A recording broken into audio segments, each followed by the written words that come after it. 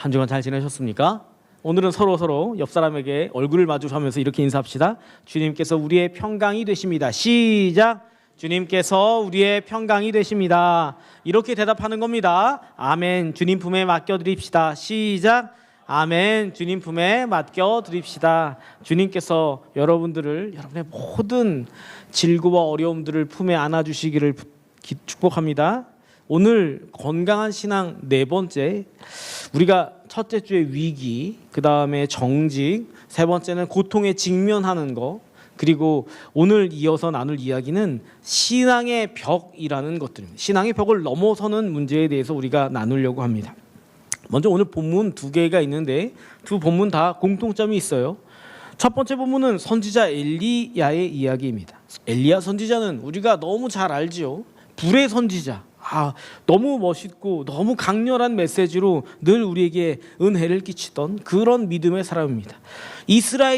북이스라엘이 못된 왕과 왕비의 시절이 있었습니다. 아합 왕과 이름도 유명한 이세벨이라는 왕비, 아주 못된 왕과 왕비가 모든 걸 쥐고 흔들던 그 시절에, 그리고 그때 사람들은 다 하나님을 믿긴 믿는데 뭐가 하나님이라고 말했냐면 바알이 하나님이다 그랬던 시절, 나에게 돈 주고 떡 주고 배부르게 하고 나 부자 만드는 게 하나님이지 이러던 시절에 아니다, 야훼께서 하나님이시다, 여호와가 하나님이시다 말하던 유일한 사람 선지자 엘리야는 그 자신이 이스라엘에 이제 비가 없으리라 한마디 한 것 그 외침으로 말미암아 3년 동안 이스라엘에 비가 내리지 않았습니다. 그리고 그 비가 내리지 않는 동안에 힘겹게 살아가고 있던 연약한 이들을 찾아가서 먹이고 되살리고 위로하던 섬세한 영성의 사람, 그런 사람이 엘리야였습니다. 근데 그 이후에 이제 온 이스라엘에 가득했던 바알과 아세라를 섬기는 아세라 선지자, 바알 선지자 850명을 모아놓고 갈멜산에서 대결을 했었습니다. 그죠? 거기서 누가 이겨요? 엘리야가 이겼습니다. 불이 내려와서 엘리야의 제단에만 불사름이 받으시는 예배가 됐습니다. 그리고 나서 그 850명의 바알과 아세라 선지자를 기돈 시내가에 내려가서 다 죽이게 합니다.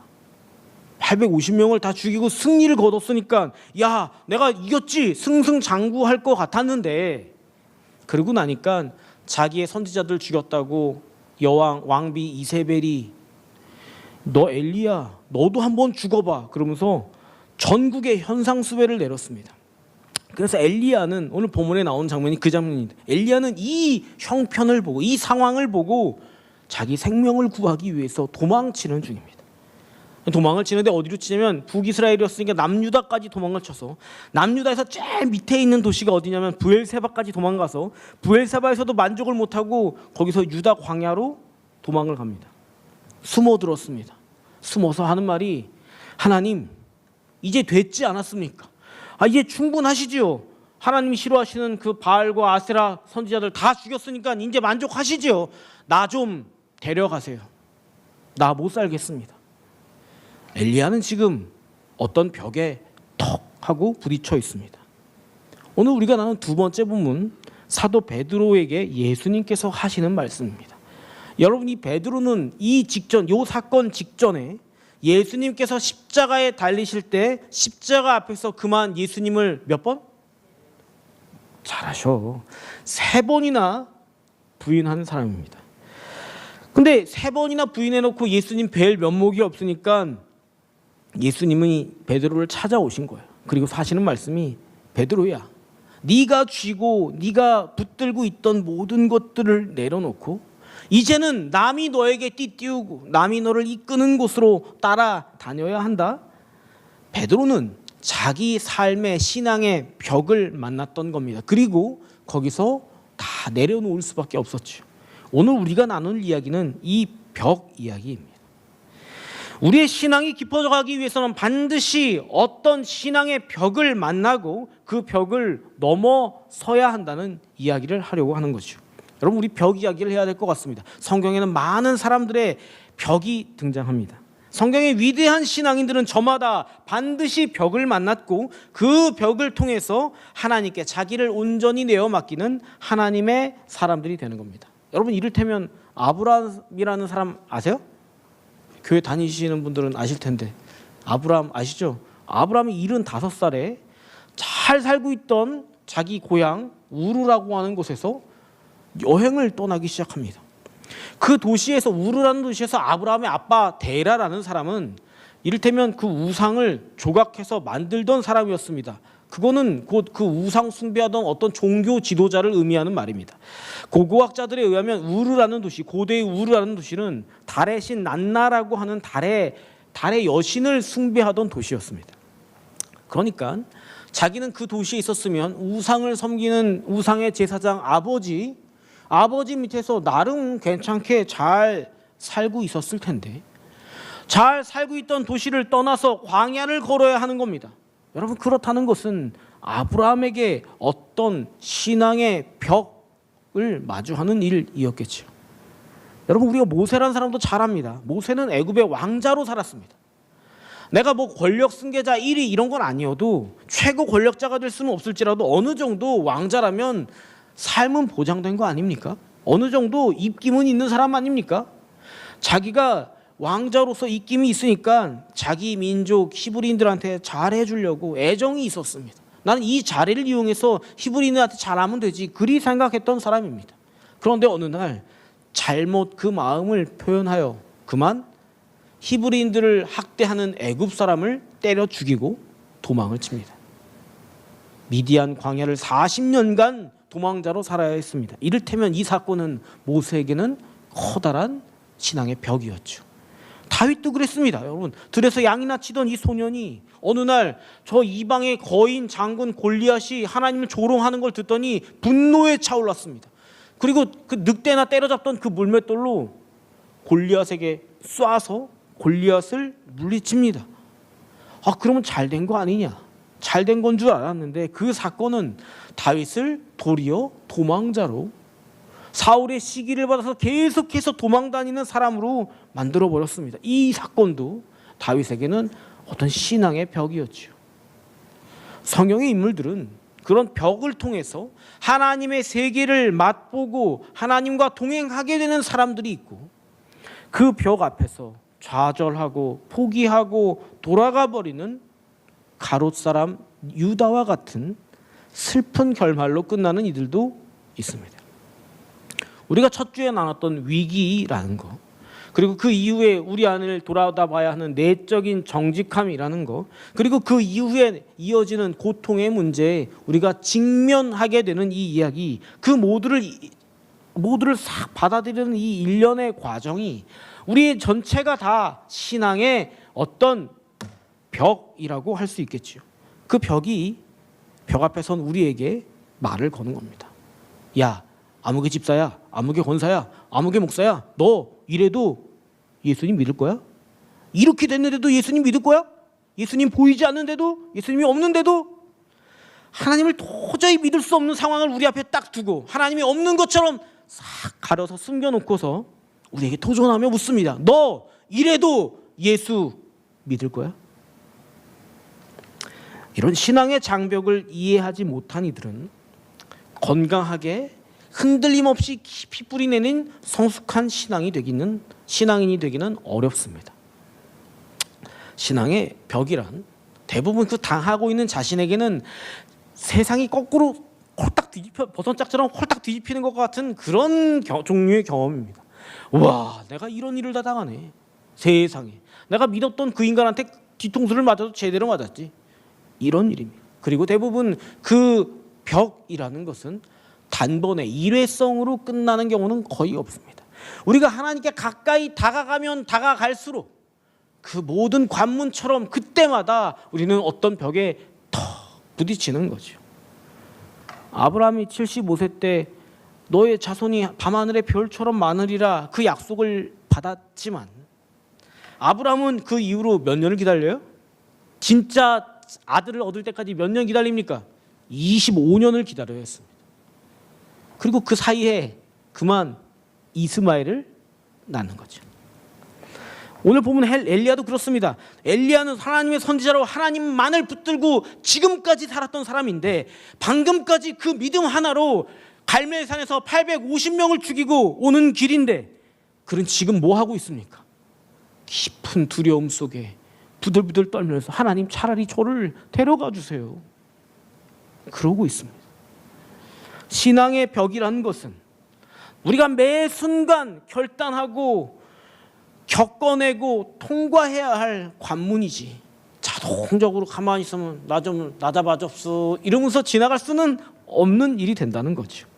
그런데 이 벽을 넘어서면, 여러분 넘어서기만 하면, 넘어서면 그 삶 너머서에는 세상은 나를 채울 수 없는 그 만족이 넘쳐나고 그 안에서 하나님을 발견하게 되는 일체의 비결, 바울의 고백으로는 일체의 비결이 이 안에 스며들게 되고 거룩하고 흠이 없는 하나님의 제물이 된 삶을 살 수 있게 된다는 거죠.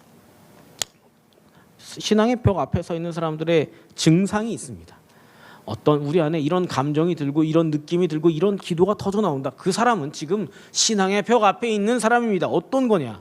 이러한 내용들입니다. 제가 읽어드릴게요. 하나님, 저는 도무지 갈피를 잡지 못하겠습니다. 이런 기도가 나온답니다. 하나님, 도대체 하나님은 지금 뭐 하시는 중입니까? 이런 기도를 한다는 겁니다. 이를테면요, 하나님, 지금 저 상처받았습니다. 하나님, 저는 화가 납니다. 하나님, 도저히 이해할 수가 없습니다. 하나님, 정말 슬픕니다. 속이 상합니다. 하나님, 왜 저를 버리시는 건가요? 우리 입에서 이런 기도가 터져 나올 때, 그런 기도를 내가 지금 드리고 있다면 그는 지금 신앙의 벽 앞에 턱 부딪힌 사람입니다.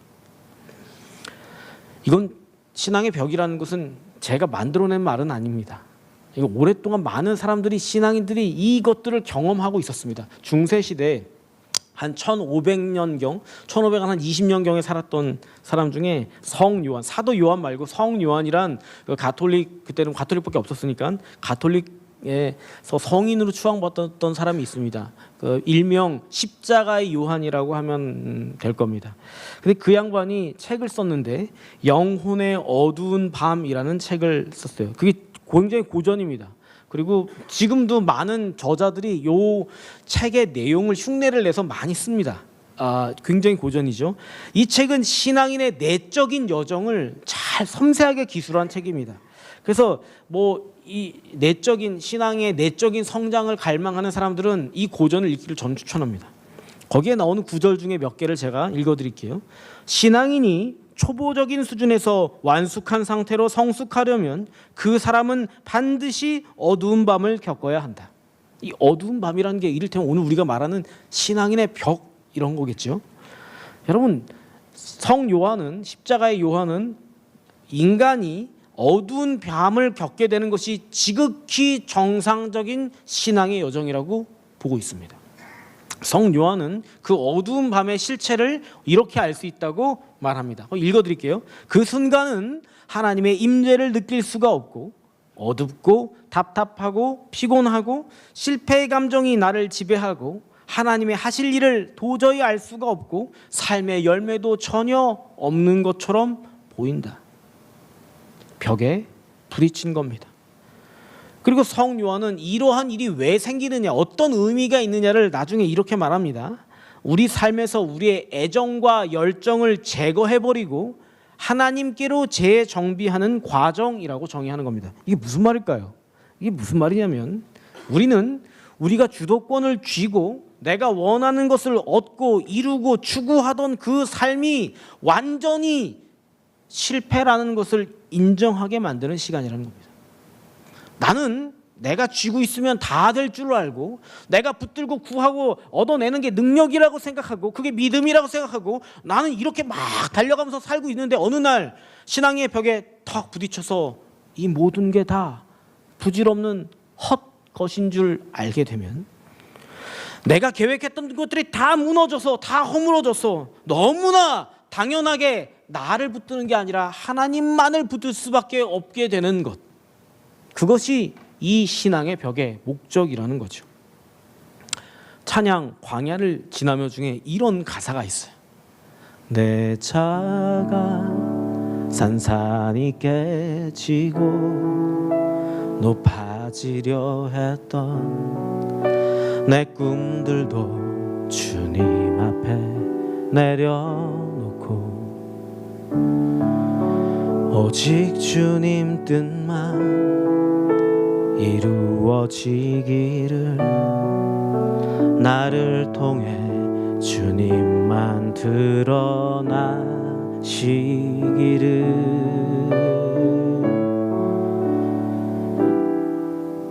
광야를 지나며 나는 산산이 깨지고 나는 박살이 나고, 그래서 내가 나를 붙들 수 없게 만들어버리는 그 시간이 신앙의 벽이라는 겁니다. 우리가 두 번째 본문에서 베드로를 만나는데, 베드로는 이 말을 예수님께 듣기 전날 밤, 바로 전날, 이 전날 밤은 아니죠, 오래 좀 전이죠. 이 전날 밤에 호언 장담하고 있습니다. 주님, 내가 주님 죽기까지 따라갈 겁니다. 절대 never ever, 난 절대 주님을 배신하지 않습니다. 난 주님을 죽기까지 따를 거라고요. 그런데 그 말을 하고 난 그 다음 날이 되기도 전에, 그 밤에, 그 새벽이 다 되기도 전에, 닭이 2번 울기 전에 3번 주님을 부인합니다. 하나님, 저는요 절대 주님을 배신하지 않습니다. 하나님, 저는 사업을 하지만 절대 사업을 하면서도 주님께만 충성할 겁니다. 저에게 1순위는 주님입니다. 저는 절대 정직할 겁니다. 저는 직장 생활하지만요 절대 주님을 실망시키지 않을 겁니다. 절대 변하지 않습니다.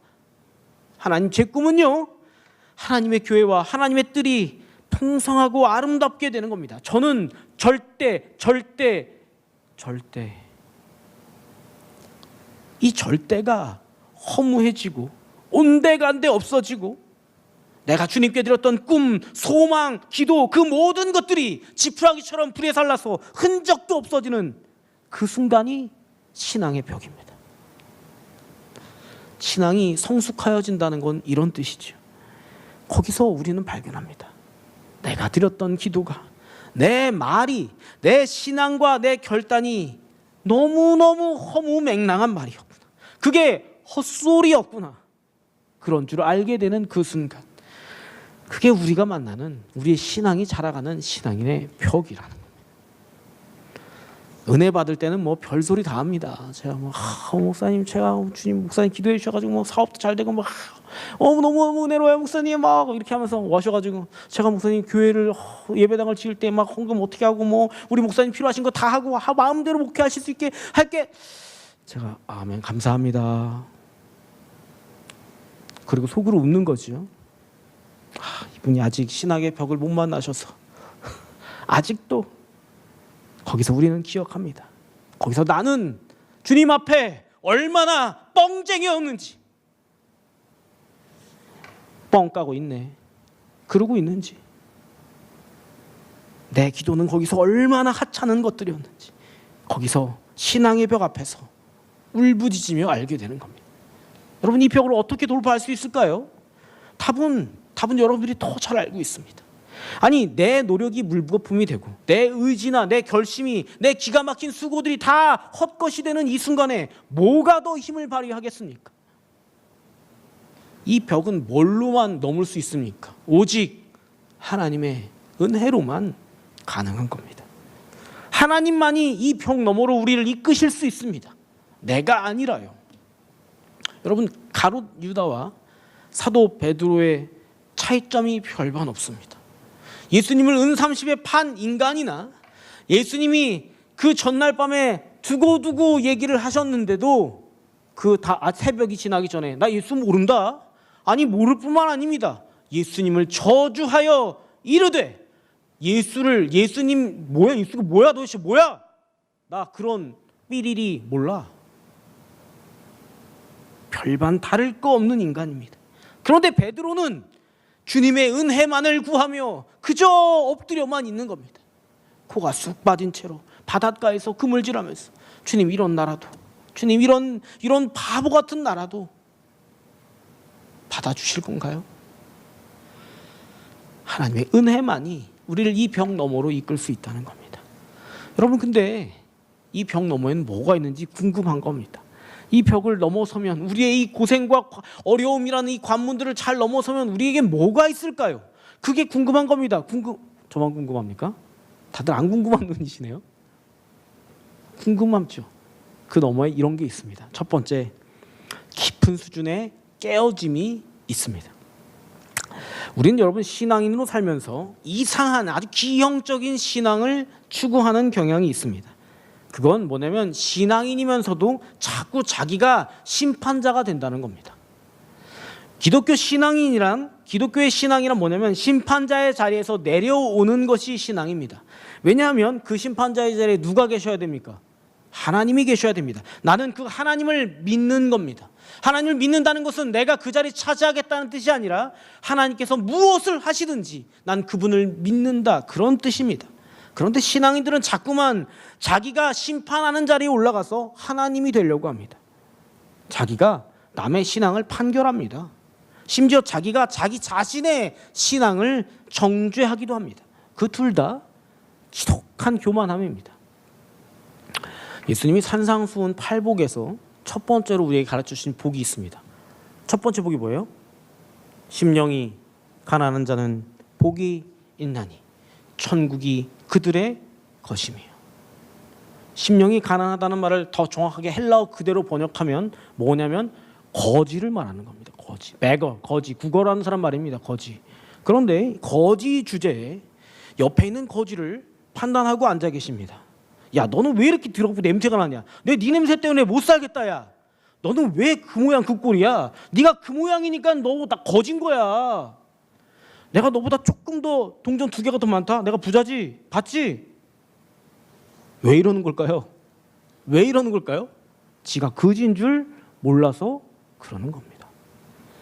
예수님은 거지가 되어야 천국이 그들의 것이라고 말하는데 거지 주제에 옆에 거지를 평가하고 계시는 겁니다. 마찬가지입니다. 우리는 이런 말들이 우리에게 되게 익숙합니다. 야, 저 사람 영성이 별로야. 저 사람 걸러 먹었어. 저거 봐, 예수 교회 다니면 뭐해? 박람 맞아도 꽝이야. 야, 저 사람 입만 살았어. 오늘 목사님 말씀 다 저 사람 얘기야. 야, 저 교회는 너무 커서 영성이 없을 것 같아. 야, 저 교회는 너무 작아서 가난해서 빌빌댈 것 같아. 왜 이러는 걸까요? 예배드리고 돌아가서 하루 종일 전화기를 붙들고 남의 흉보고 남의 걱정하시고 다른 교회를 업신여기고, 그게 우리 인생을 채워가는 겁니다. 만일 우리가 그렇다면 우리는 그런 겁니다. 거지 주제에 다른 거지를 평가하고 계시는 거죠. 신앙의 벽을 넘은 사람들은 자기가 이런 심판자의 자리에 앉아있다는 게 얼마나 두려운 건 줄 아십니다. 깊이 깨어져 있는 자기를 발견하는 거죠. 그래서 이런 남의 평가에 흔들리지 않습니다. 이런 남의 평가가 얼마나 부질없는 줄 뼈에 새겨 거룩의 신비를 경험합니다. 여기서 신비라는 말은 뭐냐면 내가 통제할 수 없는 것, 이런 뜻입니다. 내 손 안에 있는 것, 내 이해의 범위 안에 있는 것을 신비라고 말하지 않습니다. 신비란 말은 뭐냐면 내가 아무리 이해하려고 해도 알 수가 없어. 이걸 신비라고 하는 겁니다. 신비라는 건 뭐냐면 내가 아무리 쥐고 통제하고 어떻게 그렇게 하려고 그래도 할 수가 없어. 그걸 신비라고 하는 겁니다. 그래서 거룩의 신비를 인식하고 살아가는 삶이라는 것은 뭐냐면 내가 내 손에 모든 것을 쥐고 있어야 안심하는 나를 내려놓고 내가 할 부분이 이만큼이면 그 외의 부분은 하나님께 다 맡겨놓고 살아가는 겁니다. 이 말은 뭐 임기응변을 잘한다, 뭐 순발력이 좋다, 직관력이 좋다, 그런 뜻 아닙니다. 도리어 내가 불안하기만 한 모든 상황에서 내가 할 수 있는 것과 할 수 없는 것을 정확하게 파악하고 주님께 맡겨놓는 겁니다. 여러분, 이 말은 자칫 대책 없는 사람이 되는 거라고 착각하시는데 그런 뜻도 아닙니다. 내가 할 영역에서 최선을 다하지만 마치 이스라엘이 홍해 앞에 딱 갔어요. 홍해까지 쫓아온 거는 내 걸음으로 온 거잖아요. 난 여기까지입니다, 주님. 그런데 여기 이후엔 바다가 있습니다. 그리고 바다로 내 발을 내어 딛는 순간 이 바다가 열린다는 것을 인식하고 살아가는 겁니다. 나는 최선을 다해서 밤을 새워서 노력하고 애써서 준비했는데 주님, 저는 할 도리 다 했습니다. 진인사 대 역시 똑똑하셔요. 이 정도는 알아야지 우리 교인이지. 진인사 대첨. 내 할 일을 다 하고 하늘의 뜻을 기다린다 하는 뜻이죠. 토마스 아퀴나스라는 사람이 있었습니다. 중세 위대한 신학자죠. 이 사람이 숨마 테올로지카라고 하는 신학, 라틴어로 신학 대전이란 말이에요. 신학 대전을 썼어요. 당대 그 이후로도 가장 방대한 신학 서적이라고 말하는 책입니다. 신학생들한테는 뭐 거의 필독서죠. 이 라틴어로 쓰여져 있고 분량이 20권에 달합니다. 그리고 1부가 신에 대해서, 2부가 인간에 대해서, 3부가 그리스도에 대해서 이렇게 되어 있는 세 부로 나눠져 있는 20권짜리 책입니다. 이 안에는 인간이 그동안에 가지고 있던 모든 역사와 철학들을 집대성해서 인간이 하나님을 발견하게 되는 모든 신학의 생각들을 총망라해서 넣어놓은 책입니다. 근데 여러분, 이 책은 사실 아퀴나스가 다 마무리를 하지 못합니다. 아퀴나스가 말년에 애써서 막 눈도 안 보이는데 막 애써서 마지막을 집필을 합니다. 집필을 하다가 어느 날 예배를 드리고 와요. 예배를 드리고 나오는데 잠깐 한순간 아퀴나스는 예수님께서 자기 앞에 나타나시는 것을 목도합니다. 뭐 말로 적어놓은 말이 없으니까 말로 이렇게 봤다고만 써 있으니까 일기장에. 근데 그 잠깐 순간에 그가 예수님을 보고 난 이후에 그가 애써서 집필하던 펜을 내려놓습니다. 그리고서 하는 말이 뭐냐면, 내가 여기까지 썼던 20권의 이 방대한 신학 서적 이거 다 한낱 지푸라기에 불과하구나. 한순간 주님의 얼굴 배우는 이것이 이 어마어마한 양의 지식과 비교할 수가 없구나. 그렇게 고백을 하고 그 펜을 내려놓습니다. 그리고 사실 이 신학대전은 그 제자가 마무리를 하는 거예요. 우리의 삶이 하나님의 거룩한 신비를 마주할 때 우리의 모든 것을 주님께 맡겨놓을 수 있게 됩니다. 그리고 그럼으로써 우리는 진짜 평강을 누리고 온전하게 되고 자유하게 되는 겁니다. 세 번째로 그 벽 너머에는 인내함을 배우게 됩니다. 제 개인적으로 저에게 목사님, 신앙을 어떻게 척도할까요? 어떻게 잴까요? 물어보면 방법은 없습니다만 여러 가지 척도들 중에서 굳이 하나를 고르라면 그 중에 하나가 뭐가 있냐면 인내라고 할 것 같습니다. 기다리는 것. 인내할 줄 아는 이는 하나님을 기다리는 믿음이 있는 것이요, 인내할 줄 모르고 조급한 마음이면, 내가 뭐가 하겠다고 막 들들 끓고 있다면 믿음이 얄팍한 것이라고 보면 되겠죠. 저는 그렇게 볼 것 같습니다. 여러분, 신앙이 벽을 통과한다는 말은 다시 말하자면 이런 겁니다. 내 안에, 내가 가득한 내 안에 나를 뽑아내는 작업이 이 벽을 통과하는 거라고 생각하면 됩니다. 내가 뭔가를 해야 하고, 내가 성과를 내야 하고, 내가 주도권을 줘야 하고, 내가 구하는 대로 얻어야 하고, 내가 원하는 것들을 원하는 방식으로, 내 스타일대로, 내 고집대로 해내기를 바라는 그 모습을 여기서 뽑아내는 작업입니다. 이걸 은혜라고 말하는 겁니다. 여러분, 은혜란 말은 거저 주시는 선물을 말하는 거죠. 그런데 우리는 은혜를 말하면서도 거저 받는 줄 알면서도 자꾸만 거기서 나를 주장하고 나를 드러내고 자꾸만 내가 높아지고 내가 꼭대기에 있어야 되는 겁니다. 제가 이제 저는 모태신앙이라 계속 교회는 다녔지만, 제가 제 입으로 하나님께 신앙을 고백하고 예수님의 제자가 되고 신학생이 되고 청년기를 보내고 신학생이 되고 목회자로 살고 또 목사가 되고, 이 모든 제 신앙의 여정을 쭉 돌아보면서 제가 제일 예수님의 제자라고 자처하면서도 제일 어렵게 여겼던 일이 뭐냐 하나만 꼽으라면, 하나님을 꿋꿋하게 기다리는 게 제일 어렵습니다. 제 아버지는 이런 분이었어요. 안 돼? 안 되는 게 어딨어. 할 때까지 해. 부러져? 안 부러져? 안 부러지는 게 어딨어. 부러질 때까지 쳐. 안 뚫려? 안 뚫리는 게 어딨어. 뚫릴 때까지 두드려. 그런 분이에요. 제 아버지 별명이 부르도저. 안 되는 게 어딨니? 될 때까지 하는 거지. 그런 분이었습니다. 그래서 저는 몸이 축나든 영혼이 축나든 뭐하든 간에 몇 날 며칠 밤을 새서라도 그걸 해내는 게, 그게 제 일생의 모토였어요. 어린 시절에. 그래서 세상에서 제일 힘든 일이 뭐냐? 아무것도 안 한 채 하나님만을 기다리는 시간이 제일 힘들더라고요. 꺾이지 않는 불굴의 의지로 불도저같이 내가 원하는 것들을 이루어내려는 그 열정과 노력이 저는 훨씬 편하고, 거기서 멈추어 서서 하나님을 기다려라 하는 게 좀 있으셔가지고 어떻게 하지를 이러다가 내가 죽겠는 거예요.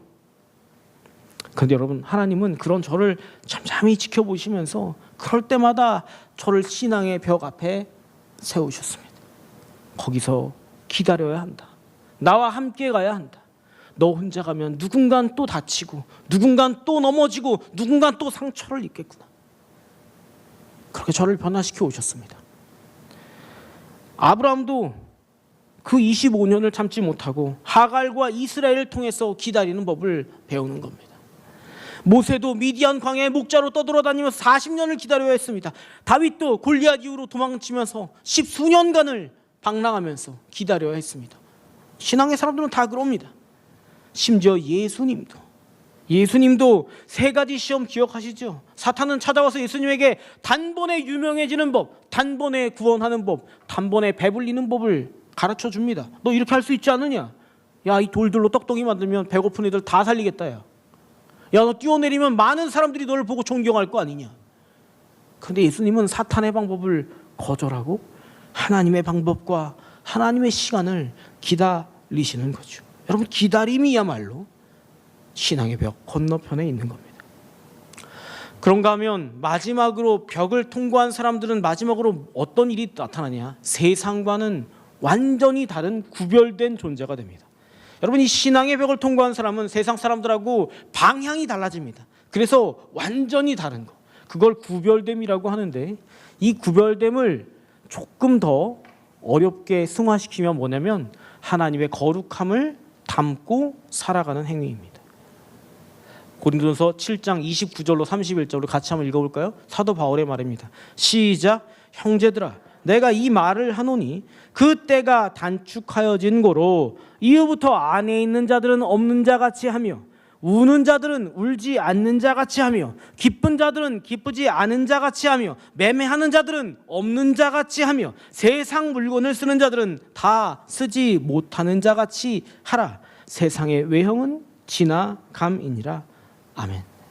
사도 바울이 이 말을 고린도 교회 가정 윤리를 얘기하면서 자기의 고백을 나누는 겁니다. 근데 이 사도 바울의 말을 쉽게 바꿔서 얘기하자면, 얘들아, 주님께서 다시 오실 줄을 믿고 간절히 너희들이 기다린다면 너희는 세상이 추구하는 방향과 완전히 다른 방향으로 살아야 한다.